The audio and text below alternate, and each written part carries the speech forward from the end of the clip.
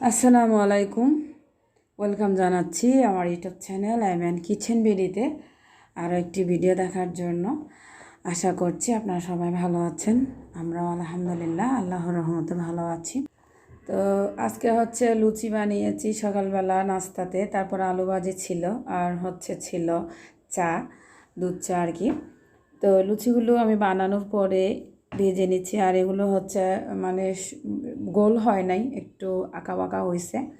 আমি আসলে রুটিটা ভালো করে বানাতে পারি না, একদম গোল হয় না। পরোটাটা কিন্তু খুব সুন্দর করে বানাতে পারি, মাশাল্লাহ।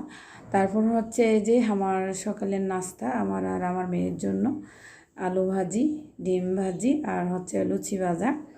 তারপর কলা নিয়েছি একটা ওর জন্য।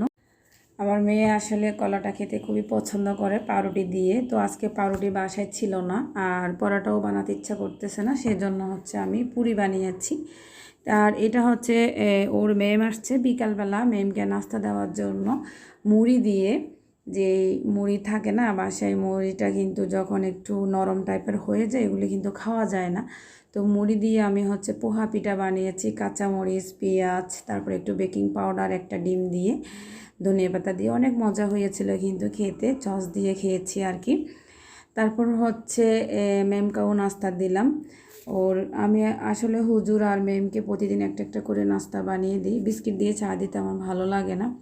আর আপনাদের সাথে আমি ভয়েসটা দিচ্ছি, আমি আসলে রাতের বেলা ভয়েসটা দিতে পারি না, কারণ আমি একটু তাড়াতাড়ি ঘুমিয়ে যাই। দিনের বেলায় আমি ভয়েসটা দিই।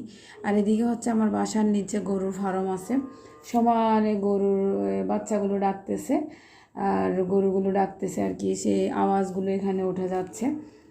তো একটা অস্বস্তির মধ্যে আছি আসলে, সারাদিন গরুগুলো ডাকতে থাকে। তো যেহেতু আমার হাজব্যান্ড দেশের বাহিরে থাকে, আমি আসলে বাসাটাও ছাড়তে পারতেছি না, কারণ একা মানুষ, বাসা ছেড়ে কোথাও গেলে কিন্তু সমস্যা, সেজন্য আসলে এখানে থাকতে হচ্ছে। কিন্তু এই গরুগুলোর জ্বালা একদম অতিষ্ঠ হয়ে গেছি। তবে আমাদের বাসাটা কিন্তু অনেক সুন্দর, মাশাআল্লাহ। বাসাটা কিন্তু অনেক সুন্দর, আলো বাতাস থাকে। দিনের বেলায় কিন্তু লাইট জ্বালাতে হয় না। আবার এখন গরম যখন বেশি পড়ে, তারপর আমাদের বাসাতে কিন্তু ফ্যানটাও ছাড়তে হয় না। আমার বেডরুম দিয়ে অনেক বাতাস, আর ব্যালকনি দিয়ে অনেক বাতাস আসে। তারপর ফুচকা বানালাম। আমার মেয়ে নাকি ফুচকা খাবে, ওর জন্য 8টার দিকে মনে হয় রাত্রে ফুচকা বানিয়েছি, ফুচকা খাবে। তো বাসায় ছিল আলু আর ডাল, মটরের ডাল, ওগুলো দিয়েই ফুচকা বানিয়ে দিয়েছি। আমার মেয়ে ফুচকাটা খুবই পছন্দ করে। তারপর এগুলো ছিল রাতের খাবার আমার মেয়ের জন্য। রাতের খাবার নিয়েছে একটা মুরগির মাংস, আর 2টা চিংড়ি পটল আলু দিয়ে রান্না করেছিলাম, আর একটা মাছ। তো এখন আমার মেয়েকে ভাত খাইয়ে দিব, তারপর আমি অল্প পরিমাণে খাবো। আমি আসলে অল্প পরিমাণে খাই, ভাত বেশি খাই না।